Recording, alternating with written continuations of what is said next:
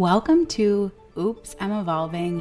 I'm Morgan, and this is the podcast where we take those big, mind-blowing spiritual concepts and break them down into the real life shit you can actually use. Because let's be honest, real growth doesn't happen in the highlight reel. It happens in the shadows, in the messy, uncomfortable WTF moments.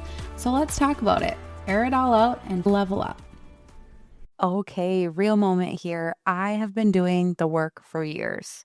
I've coached people through it. I've talked about it on this podcast. I know how control works. And yet, a few weeks ago, I found myself obsessively spiraling, gripping, forcing, planning, obsessing, desperate to fix something that is really, really difficult in my life. And then a bird flew into my garage, and what happened next stopped me in my tracks. Because here's the thing, we're so good at coaching other people through their spiral. But when it's our own life falling apart, our grip tightens, our tunnel vision kicks in, and we can fly ourselves into the same damn window over and over again, never realizing that the door is wide open, and if we just look slightly to the right, we can get out. So I was loading my kids up in the car one day. We have an attached garage. I walked out of my house into my attached garage, and I see a bird in the window of the garage, stuck inside. And okay, my kids are like, oh, there's a bird, there's a bird. Okay, so I got the kids in the car and I backed up the car. I opened up all the garage doors and I thought, well, this will be easy. I'll just help shoo the bird out of the garage. Everybody will be happy. Yay, yay, yay. So I just slowly started approaching the bird and it's only facing the window, right? Directly beak to the window. And I thought, well, I'll just walk at it from the side and it'll just go right to the garage door. Wrong. That bird flew into the window. And I thought, oh, okay. So I just kept trying into the window, into the window, into the window, into the window. Pretty soon I had to stop trying to help this fucking bird because I was scared it was going to hurt itself. It just kept flying, like smacking full bore into the window. And I thought, well, I guess there's nothing we can do. I guess there's nothing we can do. But I, in that moment, was like, damn it, if that bird would just look to the right, if that bird would literally just turn its head, it will see wide open space. Here I was, I'm like, I am just trying to help you, and you keep flying into a closed window. Like, what is going on here? Okay, well, I decided I'll just leave the bird. I'll leave all of the doors open, and the bird will find its way out of the garage at some point. So I'm walking back to my car, and I have this epiphany that I'm like, oh shit, I am the bird. Okay, got it. Thank you for the message. Now, please let this bird out of my garage. Please don't make it suffer anymore. It has served its purpose. And I just felt like I laughed because I was like, this could not be more crystal clear to me how I am the bird and I am repeatedly flying into this locked window because I think it's the only way forward. And it was in that moment where I was like, okay, I hear you and I am ready for something different. Completely shift. Because you see, you guys know my story with control. Like you've been here long enough, you've listened, you know, Morgan, control freak. And it has been this huge ongoing thing in my life to recognize and see all of the ways in which I'm controlling. And, you know, we're still finding ways and we're still learning to let go of control. This is very much something that I am currently moving through all of the time because that control is so sneaky and it can show up when you're making action. And so I was having this really difficult time separating, like, okay, well, I don't want to control, but how do I still take forward action if I'm not controlling? Like, where is that balance there? Where is that? And now that I've landed on that answer, I've had that answer all along, and I don't know why I struggled so hard, like, understanding understanding that answer, because the answer is truly just that you take aligned action regardless of the outcome. Like, in my case, I have a gut authority. So in my case, I just listen to my gut. I follow my gut and I don't attach a story and I don't attach a certain outcome to it. And you guys, if you go back and you listen to my episodes, you will see this trend in the podcast episodes where I'm like getting closer to the answer and getting closer to the answer and getting closer to the answer. And this bird was like, ding, ding, ding, Puddinhead, like epiphany. So a lot of times control pretends to be action. And that is what I was experiencing. But 9 times out of 10, it's just fear dressed up in an outfit. Like it's just your fear that's driving you. And I couldn't differentiate. I couldn't separate those two of like when I was acting out of fear or out of scarcity and when I was trying to control and when I was actually making aligned action. And I just want to say, if you're asking yourself if you're making an aligned action, probably not an aligned action. Like those aligned actions, like we know they feel so good to us. And you can look at your signature theme in human design, and that will tell you the feeling that you'll feel when you're making an aligned action. Okay. But I've really struggled sometimes to untangle that, like making aligned action and then gripping tightly to outcomes. Because I think I've said this on this podcast, but I know that I've said it before. So if it's old, excuse me. But a lot of times, what can happen when we are looking for our way forward, when we're looking for our way out of the fucking garage, is that we can see how to get there, but the path in which we take is not in alignment with us. So if we look at like the bird as symbolism here, the bird could see the outdoors. The bird knew that the bird was in the garage and the bird needed to get out of the garage. It could see through the window. It could see the outdoors. However, it couldn't see the window. So it kept going in this unaligned direction because it couldn't see the window. Now, if you think about that for us, it's like we may have this end goal, this end project. Say you want to start a business, say you want to start a podcast. And it's like that podcast might be in alignment with you. But if you are trying to pump out 6 episodes a week and are, not supporting yourself through it, if you're whatever, you're doing all of these things that are out of alignment for you, though your path to get there is out of alignment. So that's where it's like taking aligned action versus taking control. And a lot of times our brain can get such tunnel vision that will be like, okay, yeah, my goal is to start a podcast. And that must mean I need to do X, Y, and Z. I need to do everything that everybody else is doing so that my podcast can blow up, so that I can be successful, so that whatever your end goal is, right?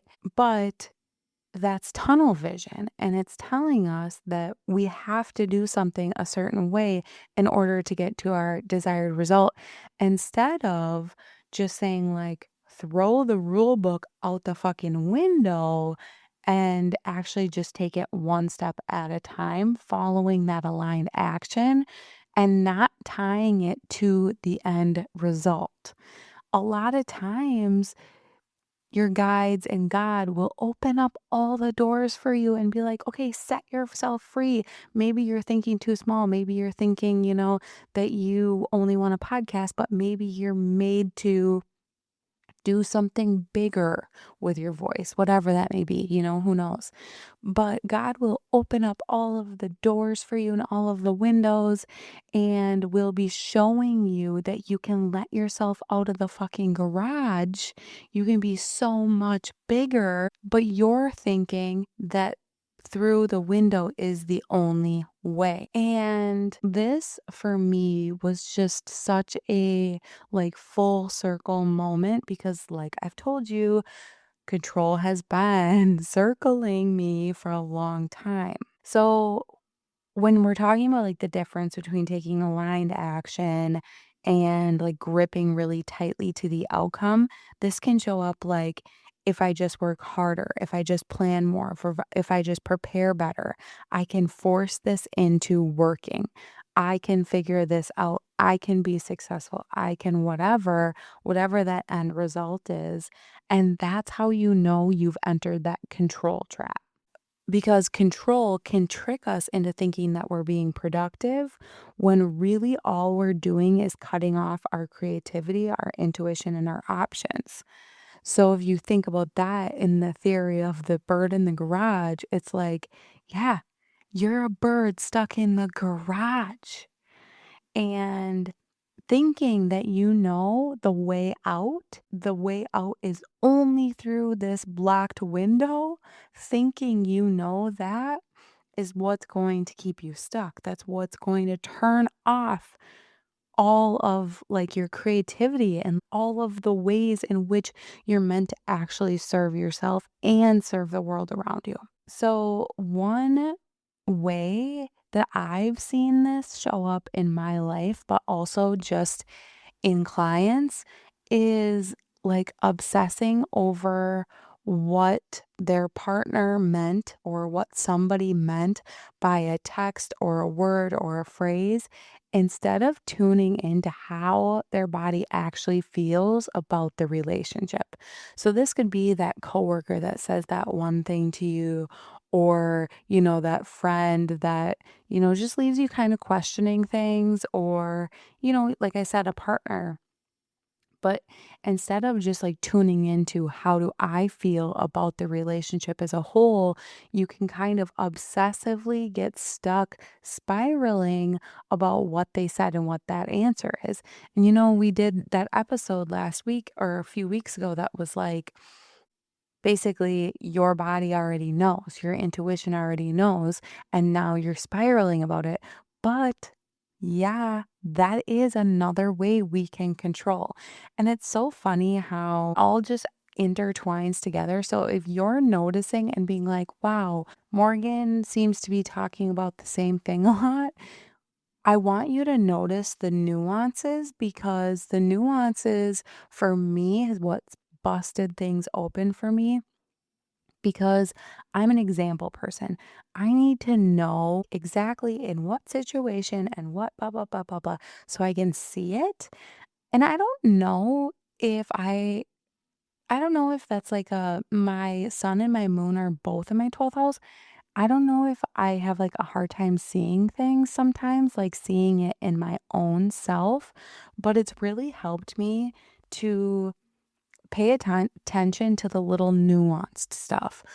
Oh, okay, when this pops up, it means that I'm not listening to my intuition. When this pops up, it means that I'm controlling. And controlling and not listening to your intuition are very much the same thing.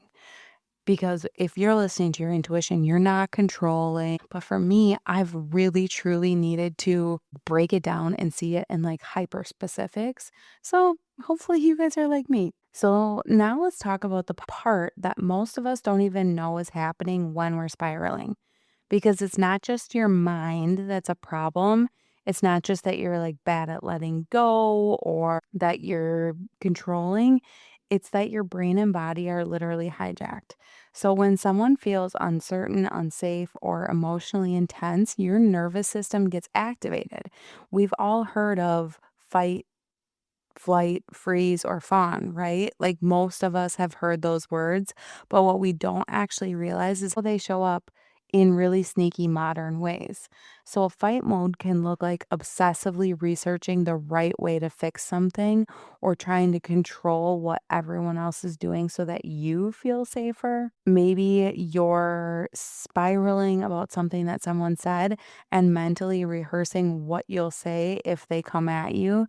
It's because you feel on edge. You feel like you have to act now. Like if you don't stay in control, something bad will happen. Flight mode, that might be distracting yourself with overworking, scrolling, cleaning, planning, avoiding the issue entirely because it's too overwhelming to feel. Freeze, that's when you're staring at the problem, exhausted, knowing it's too much, and knowing that you can't seem to make a single decision. You keep rethinking the same conversation, you keep going over the same story. You know it's not helping, but you can't do it. It's like being mentally stuck in molasses. And fawn, that's people pleasing, over explaining, apologizing, saying it's fine when it's so not fine. Anything just to keep the peace. So, this is tunnel vision. It's not just being overwhelmed, it's when your body is trying to keep you alive. It's your nervous system narrowing your focus so hard that all you can do is you can perceive the threat or the thing that you think you need to fix. And that's where your options vanish. That's when you become the bird because your creativity is offline, your intuition muffled, your sense of humor, flexibility, compassion, and clarity all gone because your system isn't scanning for possibility anymore. It's scanning for threats. You become the bird at the window, just hitting it harder, bashing your wings against something that looks like the way out, but it just isn't. And here's the worst part is the longer that you stay in that loop, the more real it feels. The window looks like the only option. You believe that this is the only way. You believe that if you stop controlling, everything will fall apart.